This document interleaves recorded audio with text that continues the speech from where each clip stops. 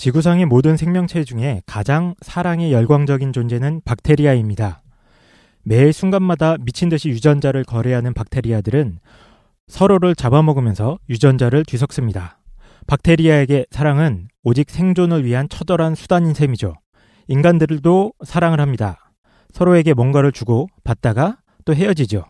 과연 인간에게 사랑의 본질은 무엇일까요? 현실에서 사랑이 괴로운 이유는 또 무엇일까요? 이 복잡한... 잘 보내셨습니까? 네. 다들 너무 오랜만인데. 네, 아유. 아, 그렇네요. 네. 저희가 이제 거의 그 일하다가 거의 끝물에 다 와 있죠. 거의 피크 아닙니까? 피크고 이제 네. 몇 분은 이제 다음 주부터 좀 쉬고 그럴 것 같은데. 날이 추워지면 이제 폐지도 못 줍고. 다들 안색도 안 좋고. 아유, 피곤에 짜져 있어가지고. 네. 일단 오랜만에 자기 소개하면 전 최 사장입니다. 신자유주의랑 미스테리 관심을 갖고 있습니다. 네, 좀 깡셈입니다. 예, 최 사장의 모든 면에서 반대를 추구하는 뭐야 그게? 최 사장의 안티 깡셈 인사드립니다. 예. 이독실입니다. 저는 세상에 많은 것들을 아닌데? 나 뭐였지? 독실한 믿음. 미쳤구만. 그거는 정신 차려! 넓고 얇게 한번 파보겠습니다. 이거였구나. 저는 기독교, 독실한 기독교 신자이자 또 과학에 되게 관심이 많은 그냥 평범한 독실한 사람입니다. 이독실입니다. 네, 김도인입니다. 도닦기에 연연이 없으신 네. 김도인. 그러시군요. 목소리가 다들 다운되네요. 그렇네요. 네, 제가 지난주에 되게 다운 많이 됐었는데. 그렇지. 다들 돌아오셔가지고 일단 저희 카페랑 페이스북을 좀 홍보하겠습니다. 저희 네이버 카페 지대너비앗 그리고 페이스북 가지고 있는데 많은 분들이 찾아주고 계세요. 그래서 아직 갈까 말까 망설이시는 분들은 가입해서 저희랑 같이 좀 더 이제 깊은 얘기 나눴으면 좋겠습니다. 그래서 혹시 또 뭐 광고 올라온 거 있나요? 없는데요. 광고 올라온 게 없어? 뭐 이 공짜로 해준다고 해도 뭐 올라오진 않구만. 저는 개인적으로 네. 부탁을 받았는데 예. 스웨덴에서 우리 방송을 듣고 계시는 청취자가 계시더라고요. 스웨덴? 예. 네. 그래서 거기 지금 일 때문에 나가 있는데 예. 스웨덴에 우연히 나갔다가 거기서 운명적인 사랑을 만났다. 와. 진짜요? 예. 그래서 축하해달라. 노란 그런 머리 소식을 제가 들었습니다. 노란 머리 한국인을 만난 거예요. 우와. 스웨덴에 가서 운명적으로. 그래요? 근데 예. 노란 머리 한국인? 네. 노란 머리 한국인 한국에도 많은데. 그래요? 예. 축하드립니다. 예, 축하드릴 축하드립니다. 안 그래도 저희 주제가 사랑인데. 그렇죠. 물론 네. 원하시는 것과 조금 다르게 예, 오늘 이런 사랑이 아니잖아. 이런 사랑은 그래서 거부합니다. 정신 차려라. 오프닝부터 박테리아였어. 정신 차려라 이 얘기를 하고 싶어서 그렇게. 소개드렸습니다. 혹시 뭐 댓글 중에 또 올라온 게 뭐 신선한 게 있었나요? 신선한 댓글 없었어요. 너무 급하게. 김도인 천박하다. 천박한 김도인 올라왔는데. 감사합니다. 인도에는 뭐였지? 인도에는 제가 애들밖에 없냐? 저 모르겠어요. 그 애들이라고 했었나 봐요. 근데 제가 잘못 말해서 주의하도록 하겠습니다. 잘못 말한 건 솔직히 아니잖아요. 원래 모든 사람을 다 낮게 보고 있잖아요. 언어에 드러났어. 오만함이. 다 드러난다니까. 근데 이제 뭐 걸릴 줄 알았어.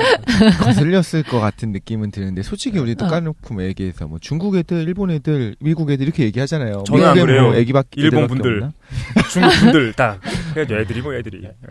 그렇구나. 그래서 순식간에 천박해지셔가지고. 우리랑 거리 두고 있어 지금. 그렇군요. 네. 또 다른 거 뭐 댓글 뭐 재밌는 거 없었나요? 별로 다 욕하는 거 아니면 이제 안티도 아니고 약간 이제 뭐 좀 수준 떨어진다. 저희 수준이 좀 경박하기 때문에 이해해 주시기 바랍니다. 적절하게 이제 객관적인 사람들이 들어오기 시작한 거예요. 근데 저희가 좀 처음부터 컨셉을 막 너무 이렇게 어렵게 가지 말고 조금 이렇게 했으니까 여러분이 좀 이해해 주셨으면 좋겠어요. 원래 컨셉은 어렵게 하려고 했던 건데 그러면 이게 아무리 해도 안 나와서 그렇죠. 오늘 그래서 이거 손발이 오그라드는 주제 사랑에 대한 이걸 우리가 다룰 거라고 생각도 못했는데 그래서 20회랑 21회는 사랑을 준비했습니다. 제목은 이제 글로 배운 사랑이고 저희가 연애 경험이 미창하다 보니까 준비했는데 일단 뭐 가상 사연 보고 같이 요거 재밌게 얘기해봤으면 좋겠습니다.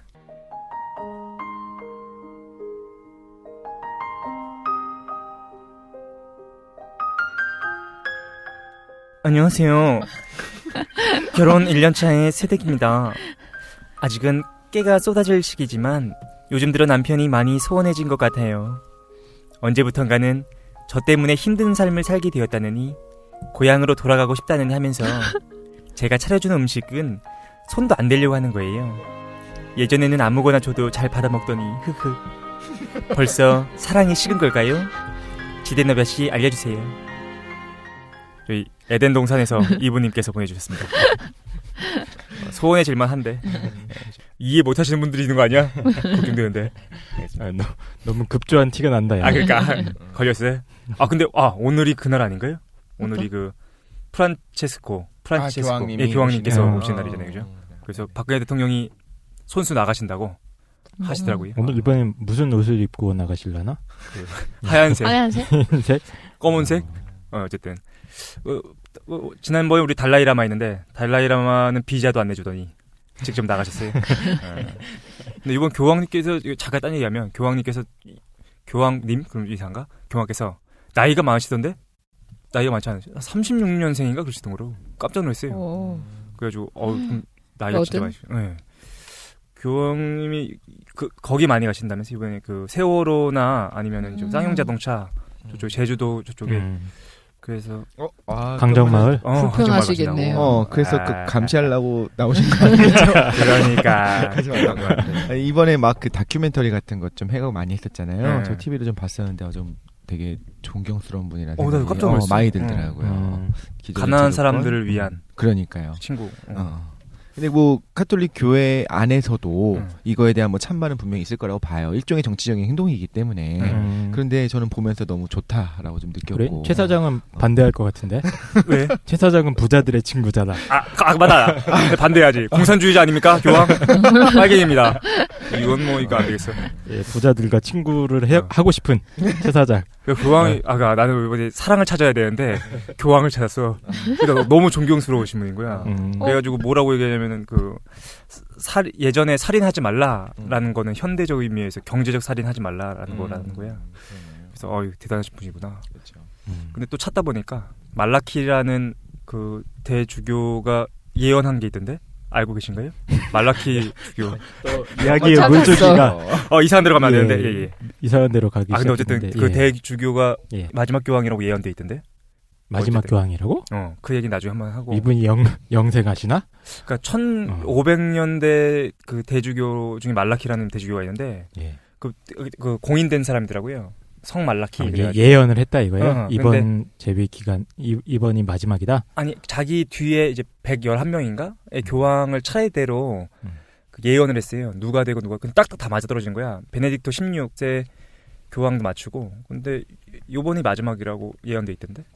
예언 얘기만 나오면 좀 싫어 왠지. 그래요? 못 믿겠어. 못 믿겠는 게 너무 많아서. 이번에 이번에 막 인터넷에 떠돌던 뭐 이상한 예언들 되게 많았잖아요. 중국 예언. 뭐 3차 대전 벌어진다. 막 이런 거. 그건 가짜 같은데 나중에 말라키 한번 해야 되겠다. 신기하더라고. 뭐 예언 특집 해라. 예언 특집. 그래서 교황님께서의 사랑 엮을 수 없나? 그래서 우리 딴 얘기해서 죄송합니다. 다시 돌아와서 그런 사랑. 숭고한 사랑을 얘기하기 전에 먼저 세속과 육체의 사랑. 좀 생물학적이고 진화 심리학적인 측면에서 그러시죠. 찾아보면 재밌을 것 같아요. 시작을 해보면. 예. 그래서 20회랑 21회 우리 사랑인데 어떻게 구성되어 있느냐? 이번 20회 때는 이론적인 사랑에 대한 얘기를 할 겁니다. 그래서 사랑의 본질이 무엇인가? 그리고 서로 좀 배틀 한번 떨려고요. 니네가 알고 있는 건 사랑도 아니다. 내가 알고 있는 게 사랑이다 해서 이게 사랑이다 한번 딱 하고. 사랑이야 이거. 그래. 콘에 나오는 그거 아닌가요? 저거 사랑 아니야.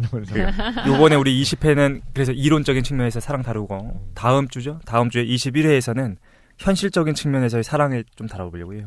그래서 3부는 아마 사회와 불륜, 그리고 4부는 이제 경제와 연애. 그래서 사회적 측면과 경제적 측면에서 한번 다뤄볼까. 방대하게 짰는데 뭐 대충 얘기해 그냥. 사랑한다고 하니까 싫어하는 가지. 분들이 좀 있더라고요. 하지 마세요. 막 그러면서. 사랑이 얘기한다니까. 나도 싫어. 나도 싫어. 우리의 사랑은 좀 흔히 생각하는 그런 막 알콩달콩 깨 쏟아지는 이런 게 아니라 자웅동체적인 저희가 사랑. 일단 사랑을 못 해봐가지고요 많이. 예. 처음부터 박테리아 얘기 나오기 시작하면 봐도. 근데 진짜야? 진짜 박테리아가 네. 아까 말씀하신 대로 박테리아가 정말로 가장 그 근거가 걔는 뭡니까? 뭐 초단위로 하니까.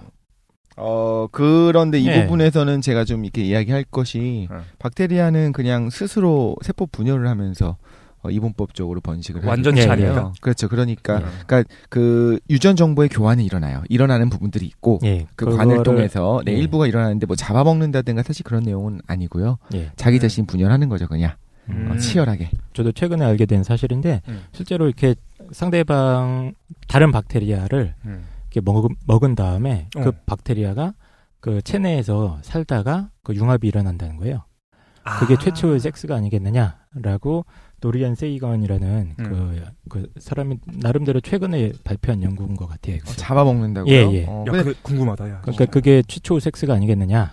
유전자를 우주에서. 교환하는 예. 관이 있어요. 그래서 관이 있어가지고 기본적으로 얘는 그러니까 남성, 여성 이런 게 없잖아요. 감수 분열을 하지도 않고 그러니까 자기가 갖고 있는 유전자의 일부를 다른 놈한테 이렇게 넣어줄 수 있는 관이 나오게 되거든요.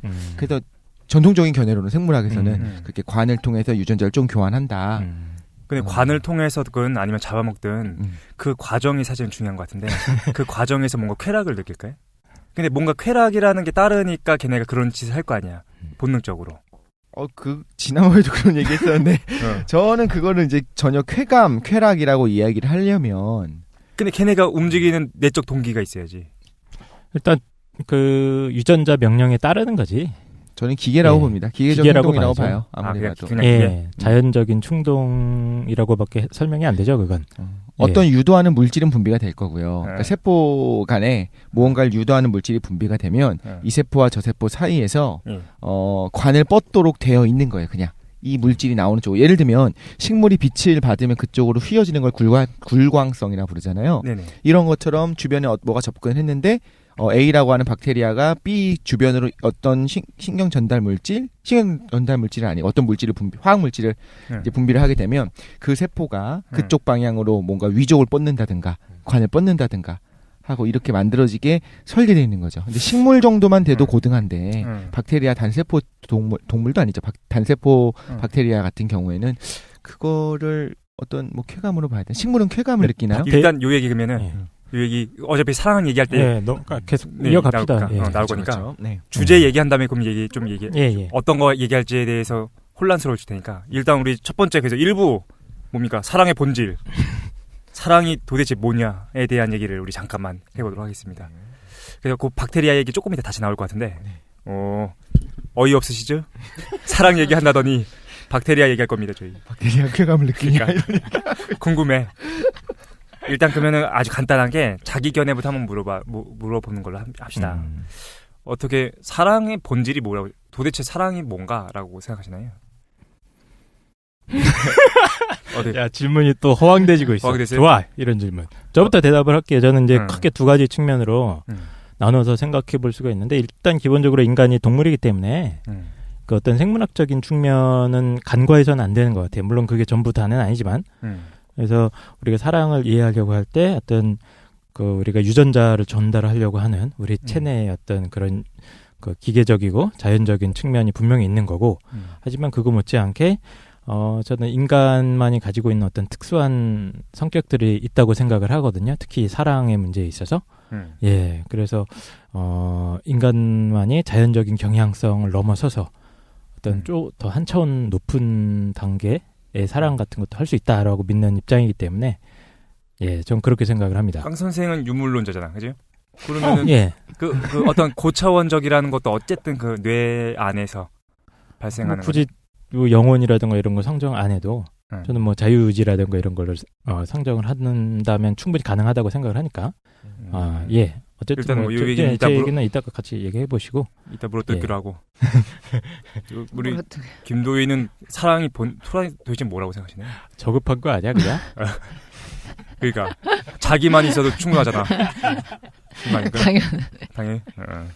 어떻게 생각하십니까? 그리고 자기 생각 말하는 거예요? 일단 간단하게.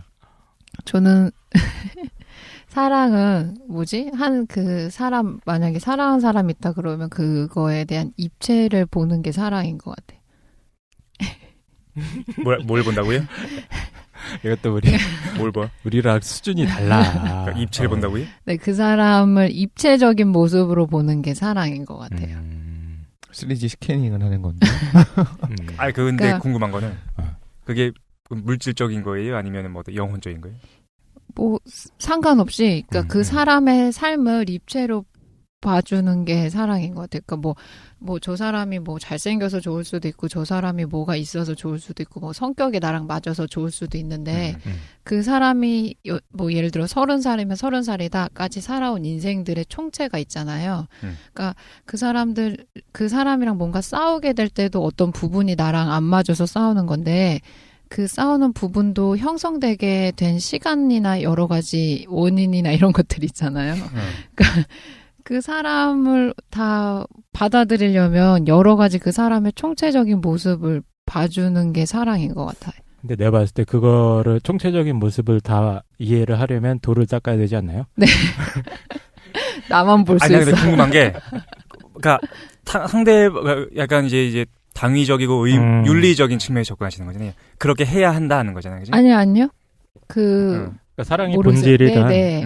인간이 인간을 사랑함에 있어서 본질적인 요소를 얘기하시는 것 같은데요. 그 호감이 예. 아니더라도 그치. 좋은 모습으로 보지 않더라도 사랑인 건가? 예를 들면 많은 사람들이 이제 뭐 공주님의 삶에 관심을 가지고 네. 어린 시절 그 부모님의 교육 그 모든 것들 다각도로 분석을 하는 것들은 공주님을 깊이 사랑하기 때문인 건가요? 뭐 사랑할 때 호감이 있을 수도 있고 아니면 호감이 없었고 그냥 관심이 갈 수도 있는데 저는 그 포괄적으로 말하면 신경 쓰이는 거 자체가 사랑인 것 같아요. 왜냐하면 그러니까 진짜 나쁜 무관심이 반대네, 그죠? 네네. 말씀하신 근데 게. 이게 뭔가 나쁜 감정으로서 막 되게 거슬리게 신경 쓰고 이런 게 아니고 자꾸 마음이 가는 게 전체적으로 보면 사랑의 감정이랑 비슷한 것 같아요. 요새 그런 사람이 있다는 얘기 같은데. 우리 네네. 독실이는 사랑의 본질이 뭐라고 생각하세요? 뭐 물어볼 필요도 없지 않나? 사랑의 정의에 따라 다를 것 같아요. 사랑 예수님? 여러 가지 종류가 있다고 생각하는데, 예, 그런 하나님의 어떤 사랑, 그러니까 예. 사람이 혼자서 살 수 없게 되어 있고, 예. 그 하나님의 사랑을 먹고 살기 위해서 태어난 존재라면, 만들어진 존재라면, 그거를, 그러니까 사람과의 사랑을 지금 말씀하신 거잖아요. 물어보시는 그렇죠. 게, 그쵸? 우리 그 사랑이 이따가 그 얘기도 할 건데 사랑의 범주에 대한 얘기를 해야 돼. 어디까지 우리가 얘기할 것인가. 네, 뭐 부모의 네. 사랑을 얘기하든 남녀와의 사랑을 얘기하든 기본적으로 사람은 외로워하는 존재고 그 외로움을 그 풀기 위해서 어떤 하나님 같은 존재를 하나 만든 게 아닌가 싶은 생각이 들기도 하고 그렇습니다. 그러니까 독실이 얘기는 그 사랑의 사실 본질이나 기원이 하나님 영적 존재나 그렇죠. 신으로부터. 영적 존재로부터 온다고 생각하고요. 그게 어떤 식으로 각인되어 있는지 사실 DNA 안에 어떤 그런 부분들이 들어가 있다든가 호르몬의 영향이라든가 이런 거 완전 부정하진 않거든요. 근데 그런 방법을 통해서 발현되도록 설계되어 있다 이렇게 생각하는 거죠. 저는 그런 여러 가지 형태들을 통해서 어쨌든 본질은 영적이거나 신적인 것. 그렇지 않을까. 물질이 다 파괴되더라도 남아있다라는 거잖아. 사랑이라고 하는 거예요. 하나님이 남아있으면 사랑이 남아있겠죠. 아, 그렇지, 그렇지. 사랑을 공급할 수 있는 공급원이 있을 것 같아요. 저는 그렇게 생각해요. 그리고 지난번에 얘기했었지만 선의 부재와 선을 이야기했었을 때 저는 꼭 거기서 신적 개념을 갖고 들어오는 것처럼 사랑의 공급원이 하나님이 아닌가 싶은 생각이 드는 거죠. 어떤 신적 존재. 더 어려워 얘기가. 그러니까. 최 사장. 저는 별로 사실 관심이 없어요. 야, 지금 먹고 살기도 힘든데 뭔 사랑이야. 관심 없으면서 우리한테 왜 이렇게 진지하게 물어봐. 없다는 걸 증명하려고. 저도 어떤 영적인 측면에서 사랑을 보고자 하는데, 그런데 저는 사랑이 육체적인 것 같아요. 그러니까 남자와 여자 사이의 사랑은 되게 그냥 육체적이고 본능적인 거고, 실제로 궁극적으로는 저도 신을 생각하는데 그 신은 어떤 신이냐면 자기 자신이니까 자기 자신으로 이제 돌아가는. 지금 신을 자기 자신이라고 유머 치는 거 아니죠? 뭔가 아니. 그러니까 결론이 이상. 뭔가 이상한데. 야, 어쨌든 모르겠어. 나도 모르겠다. 필요 없다. 경제적으로 지금 먹고 살기 힘든데 무슨 사랑이냐. 현실적인 이야기. 크게 의미 부여를 하지 않겠다. 그래서 사랑 뭐 생각하고 싶지 않다. 전 개인적으로 그렇게 생각하는데 원래 과학계에선 되게 많은 분들이 또 유물론자인 분들도 많고 하잖아요. 그렇죠. 그래서 이제 철저하게는 사랑 별거 아니다. 그냥 진화되어 온 과정에서 그런 걸 하도록 되어 있어야지만 DNA 교환이 일어나고 진화가 일어나니까 그 되어 있다 뭐 이렇게 얘기하는 분들도 많을 것 같아요. 제가 그분들의 입장을 대변할 수는 없지만 설명은 드릴 수 있을 것 같아요. 일단 차근차근 우리가 논의를 진행해 보면 먼저 우리가 논의할 때 사랑이라는 단어의 범주를 좀 정해야 될 것 같아요. 그러면 일단은 제 생각으로는 남녀 간의 사랑을 메인으로 하고 네. 혹시 이게 잘 분리가 안 된다 싶으면 곁다리로 뭐 이제 모성이나 친구의 사랑 얘기를 할 수 있는데 일단은 핵심을 남녀 간의 사랑으로 초점 맞춰서. 에이. 아니요? 그럼 뭐 시대에 뒤떨어졌지. 동성애는 왜 안 넣습니까? 죄송합니다. 예. 어쨌든 예. 되지, 그러니까 그 범주도 이제 우리가 너무 엄격하게 구분하는 것도 좀 애매하고. 에로스 사랑. 일단 에로스적인. 그렇죠. 에로스적인 걸로 가죠. 일단은. 에로스적인 사랑을 얘기하는 거죠. 남녀 해가지고 어쨌든. 여여. 죄송합니다. 아이고 제가 계속 막 이성애자라고 주세요. 어쨌든 남남을 제일 먼저 말했는데. 어쨌든 그래서 번성이 에로스적인 사랑에 대해서 우리가 핵심을 좀 얘기를 하고. 근데 생각해보니까 궁금하기도 하네. 왜 사랑이라는 단어는 분리가 안 돼 있어요? 엄마 아빠의 사랑, 뭐 신과의 사랑, 왜 그게 사랑이란 용어가 너무 중첩돼 있잖아. 그러네. 우리나라 말은 그렇네요. 외국 거는 안 그러네. 미국 영어도 에로스가 아가페만 해도 확 분리되잖아요. 그리스 사람들은 나왔네, 그죠? 네. 미국 사람들은 안 나오는 거야. 그러네. 우리도 있지 않았을까요? 달랐을 것 같은데 표현하는 것이 부모님과 자식의 사랑 그냥 애라고 하지 않고 다른 뭐가 있었을 것 같은데 왠지 느낌에. 근데 뭐 무슨 애 해서 다 애가 붙잖아. 그러네. 좋은 건 다 애 아니야? 저는 사실 제 개인적인 생각으로는 그게 그렇게 분리되는 것은 아니다. 인간에게 있어서는 그런 입장인데. 진짜? 예. 예. 어떤 면에서 공통점이 있어요? 엄마 아빠 엄마에 대한 사랑과 꼭 육체적인 것만이 아니더라도 저는 이제 사랑이 가능하다 이런 생각이라서. 네, 그건 나중에 얘기하고. 근데 정말 그런 부분에서 예전 남녀 간의 사랑에서 처음에 이제 육체적으로 확 타오르는 몸을 갈망하는 단계를 지나고 나면 결국에 남녀 간의 사랑에서도 마찬가지의 아가페적인 사랑들이 나타나잖아요. 헌신을 하고 그러니까 부어주는 거. 저 사람을 위해서 내 몸을 희생하고 나의 어떤 많은 것들을 희생하고 저 사람의 행복을 위해서 살고 이런 것들이 이런 얘기 해봤자 몰라. 최 사장은 먹고 살기도 힘든데 지금. 일단 그 생물학적인 측면에 조금 집중을 해서 일단은 얘기를 먼저 해보죠. 그렇죠. 그래서 우리가 만약 논의를 하면은 두 가지로 사실 분리될 것 같아요. 첫 번째는 사랑의 뿌리, 사랑을 우리가 뭐로 해석하든지 그 뿌리를 물질에 둘 수 있고, 두 번째로는 그 뿌리가 물질적으로 뭐 현상이 나타날 수 있겠지만 그 본질이 정신에 가서 닿는다.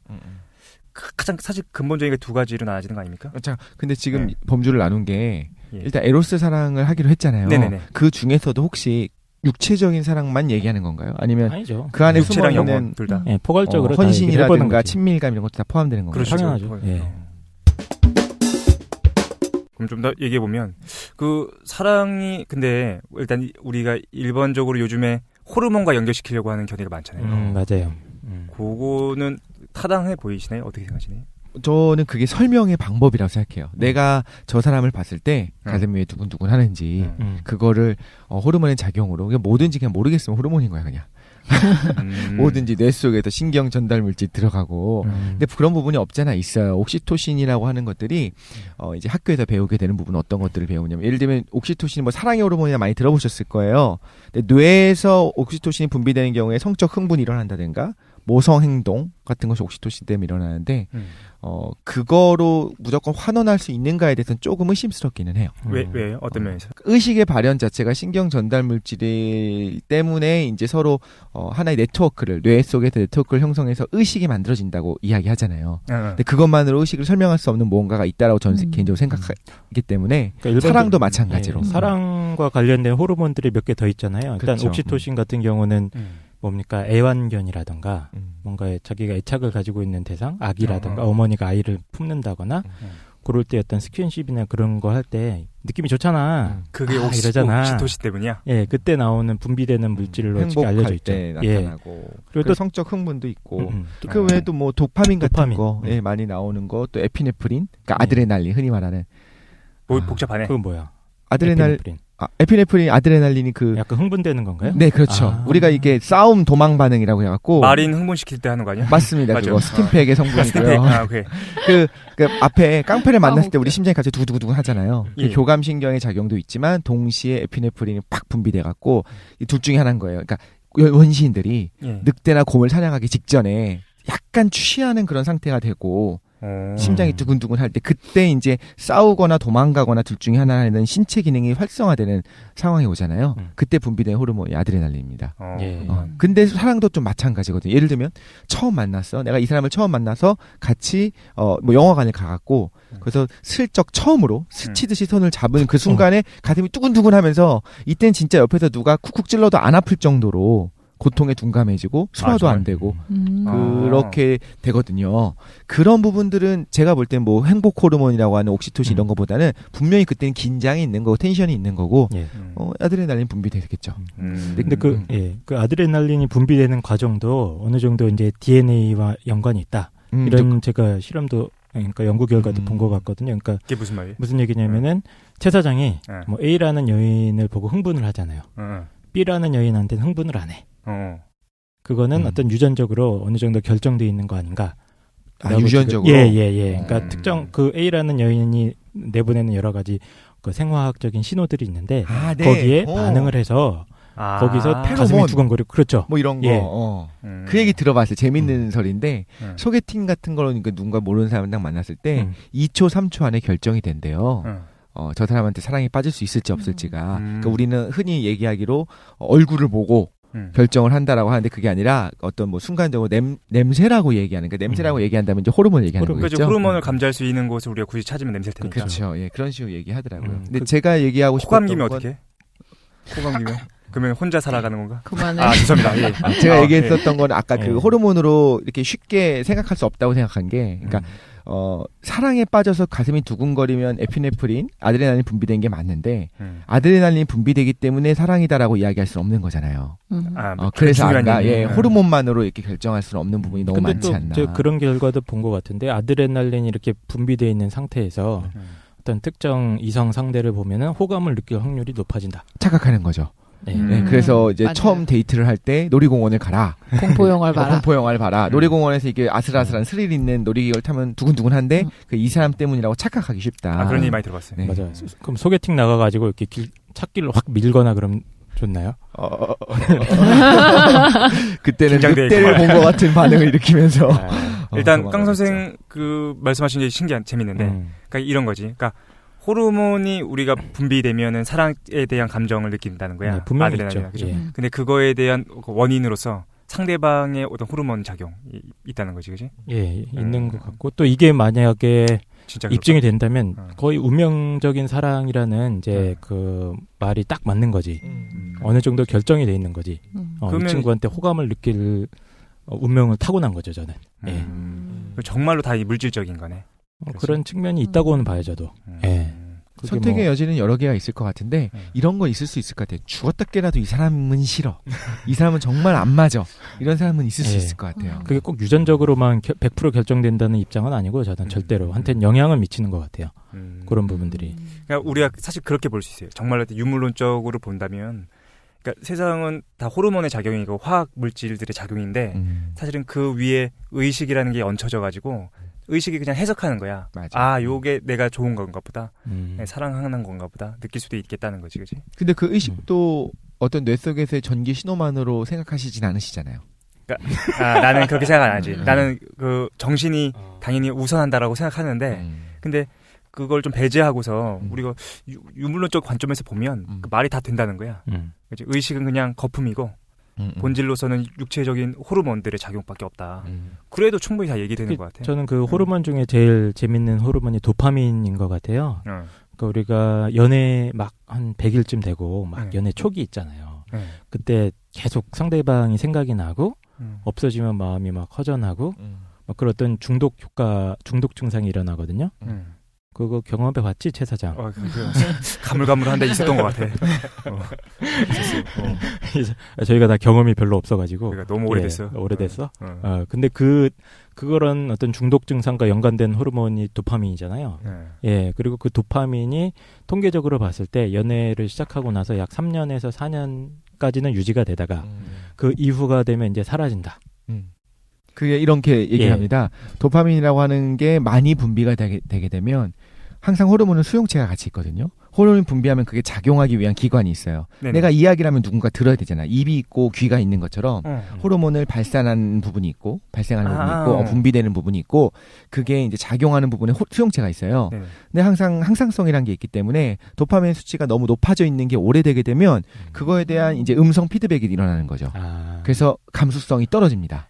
이게 지금 굉장히 어려운 얘기를 한 문장에 다 섞어서 얘기했는데 전문. 그거 무슨 재밌다. 우리 생물학 시간에 길항작용 이런 거 배운 그렇죠. 거 기량작용 혹은 몰라. 피드백 네. 두 개. 처음 기량작용 들어요. 처음 들어봤어. 그러니까 예를 들면은 저기 독실이가 목소리가 되게 커. 음. 그래서 최 사장한테 맨날 큰 목소리로 얘기를 하니까 최 사장 귀가 이제 먹는 거기에 거야. 익숙해진 거야. 음. 그래서 더 이상 크게 안 들리는 거죠. 근데 예. 도파민이라는 것도 우리가 계속해서 일정하게 나오고 있지만 네. 그 수용체가 이제 둔감해진다는 그렇죠. 그렇죠.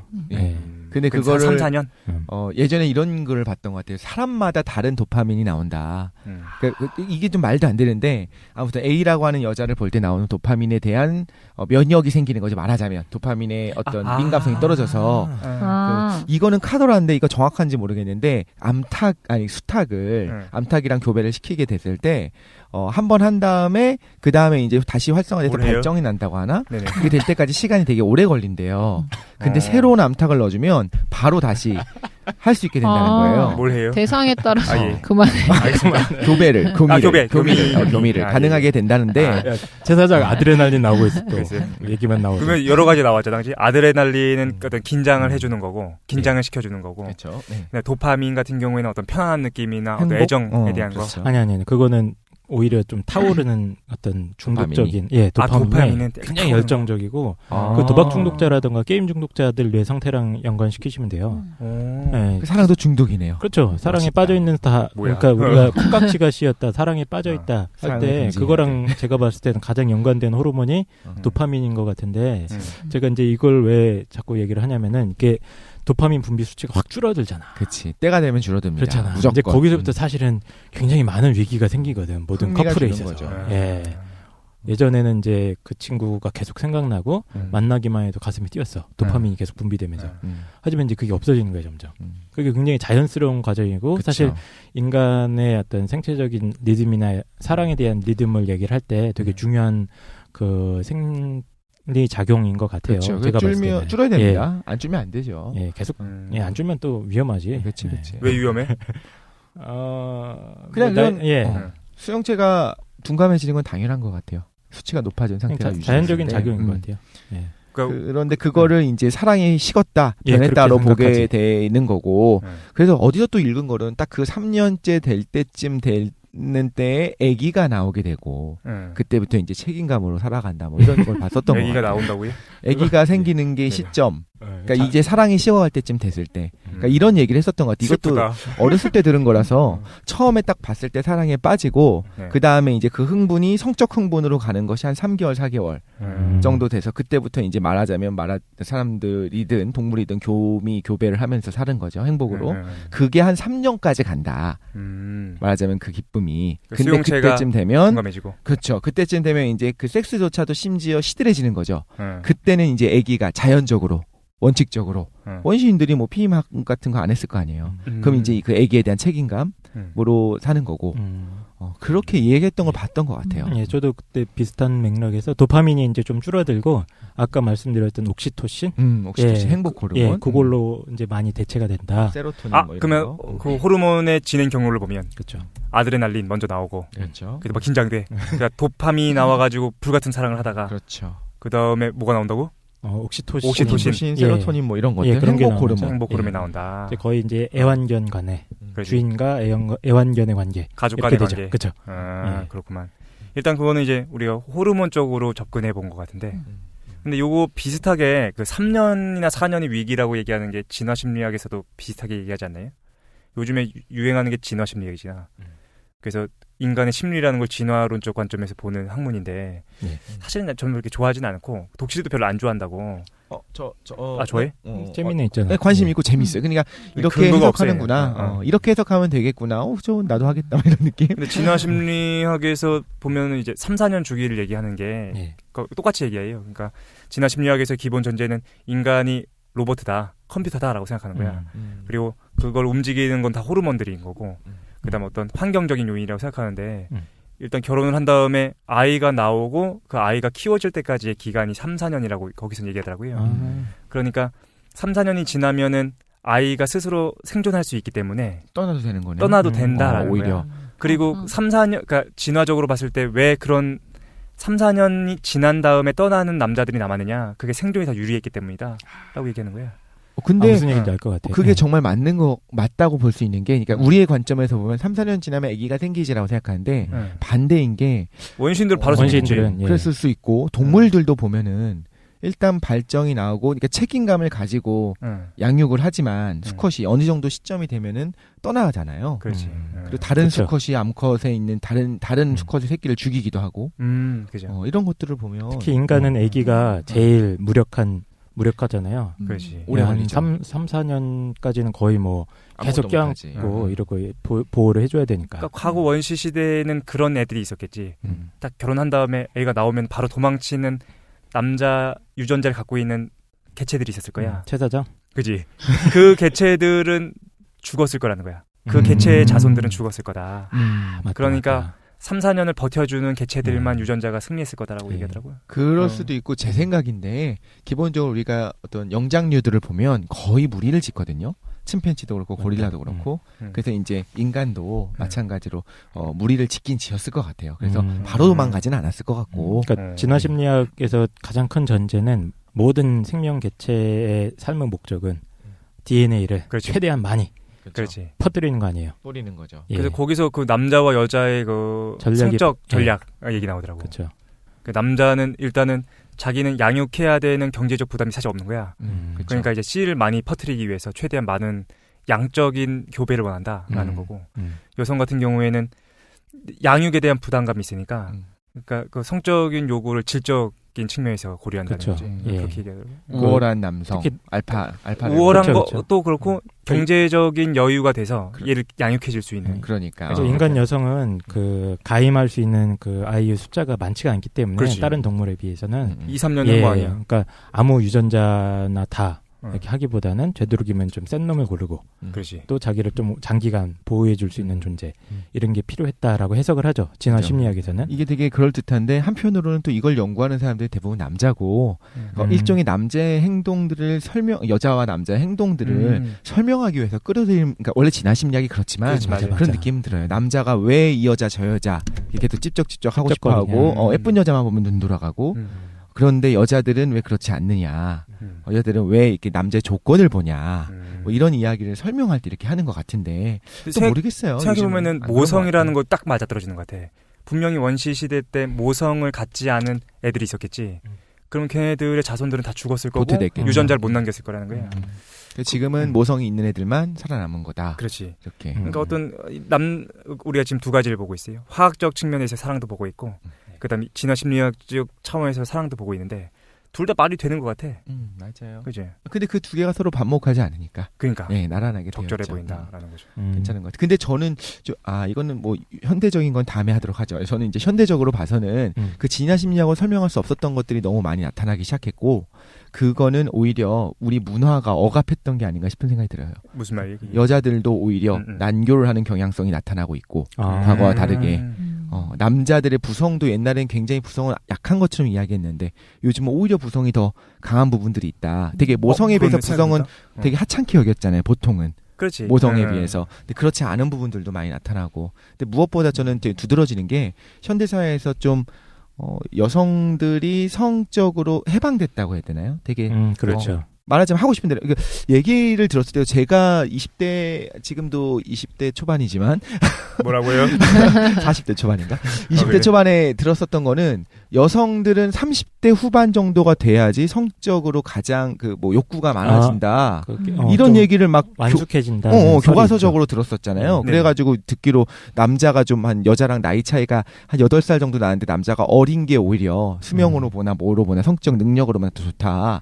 이런 식으로 들었었는데 실질적으로 보면 요즘은 20대 초반 중반 분들이 왕성한 것들이 인터넷에 보면 인터넷으로 봐서 그런가? 내가 인터넷으로 자료를 찾아나오니까 글로 배워가지고 여자분들도 20대 초반 중반 혹은 뭐 10대 후반부터 시작해서 그 성적 흥분이 없냐는 거죠. 욕구가 그거 왕성하지 그렇죠. 않냐는 거예요. 예. 오히려 되게 예. 왕성해진 걸로 봐서 우리가 과거에 좀 이렇게 여자는 이런 거야, 남자는 이런 거야라고 하고 좀 이렇게 못 박은 부분도 없지 않아 있는 근데 것 같은 느낌이 들어서. 이제 좀 더 이제 그 본론적인 내용으로 들어갈 것 같은데 그 전에 우리 청취자분들 중에서 고등학생 분들이 계세요.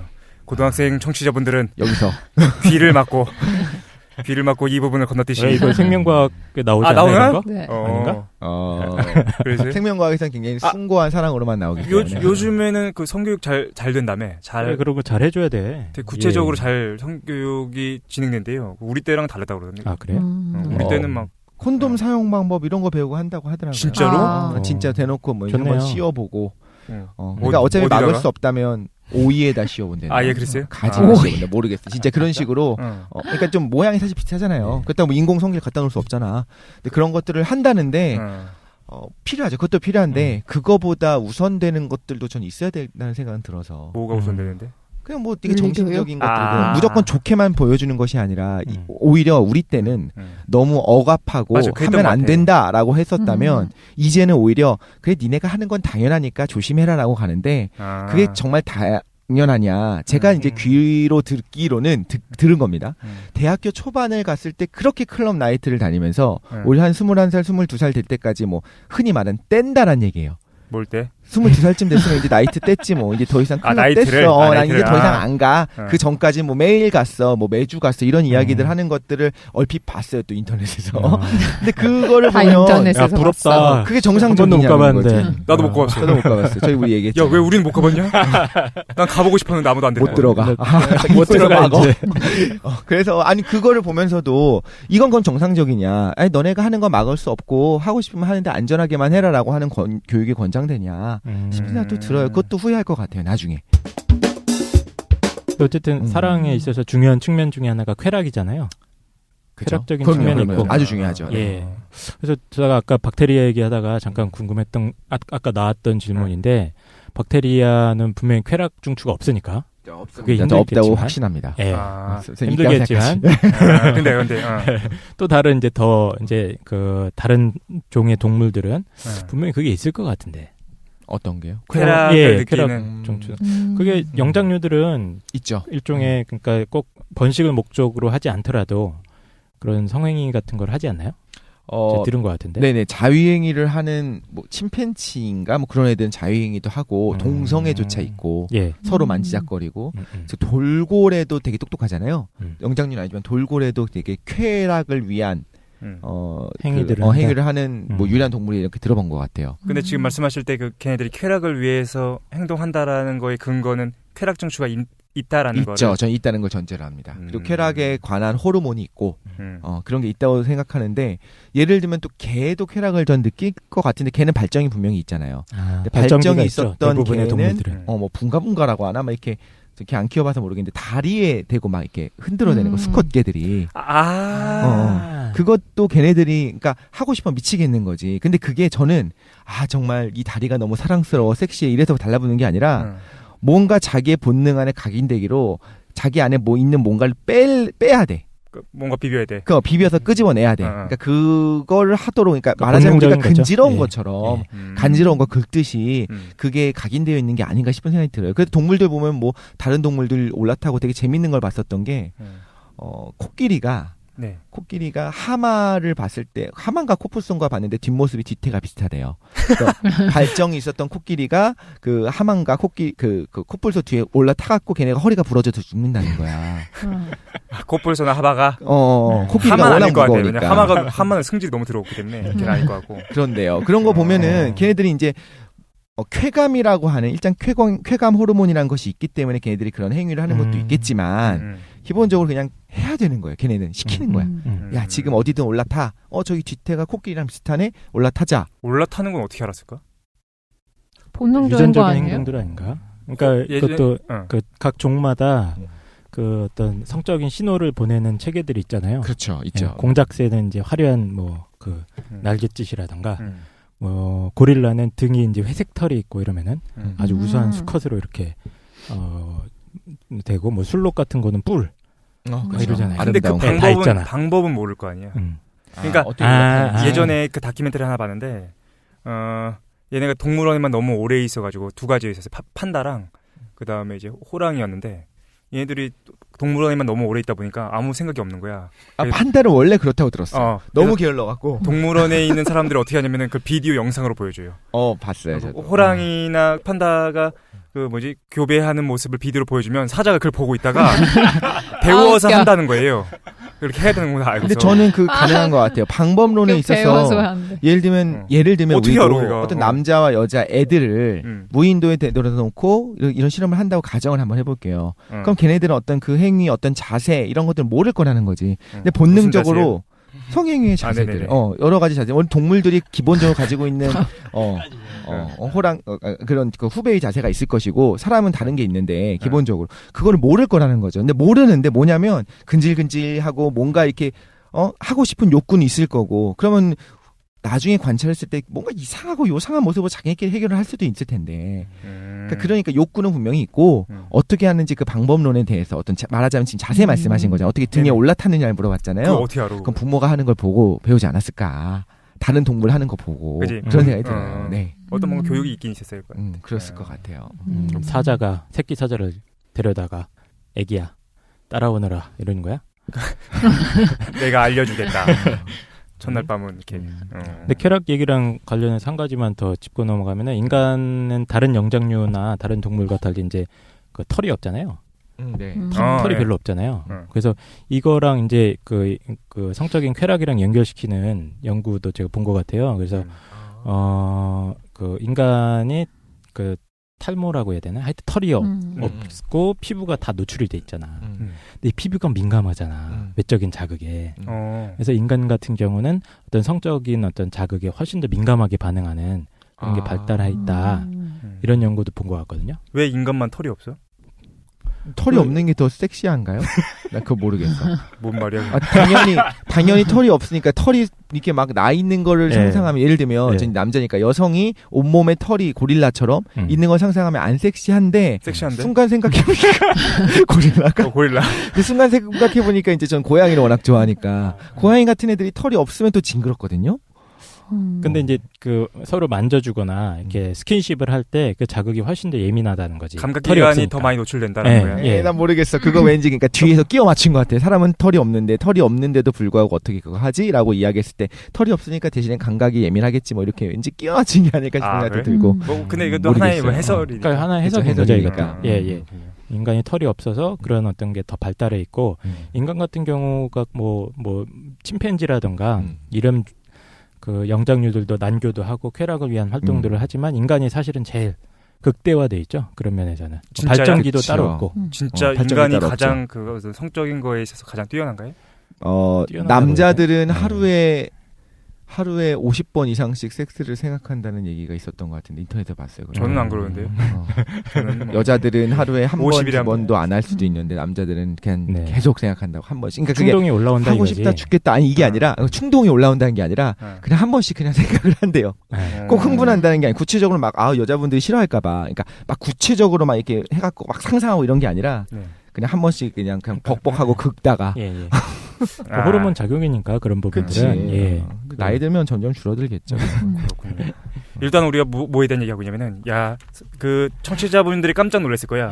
이 자식들은 무슨 사랑 얘기한다더니 무슨 얘기하는 거냐. 호르몬에 대해서 분석해서. 근데 일단 우리가 크게 두 가지 종류 어떤 육체적인 거에 좀 집중해서 얘기하고 있는 것 같아요. 첫 번째는 이제 호르몬적인 측면에서의 사랑에 대한 얘기고 두 번째는 이제 진화 심리학이나 아니면 어떤 그 물질적인 측면에서 사랑에 대한 얘기를 좀 하고 있는데 잠깐 이거 뭐야 벌써 시간이 이렇게 됐어. 우리가 그럼 잠깐 쉰 다음에 이번 정신적인 측면이나 철학적인 측면에서 사랑에 대한 얘기를 좀 진행해 보려고 하겠습니다. 잠깐만 쉬시죠. 예. 네.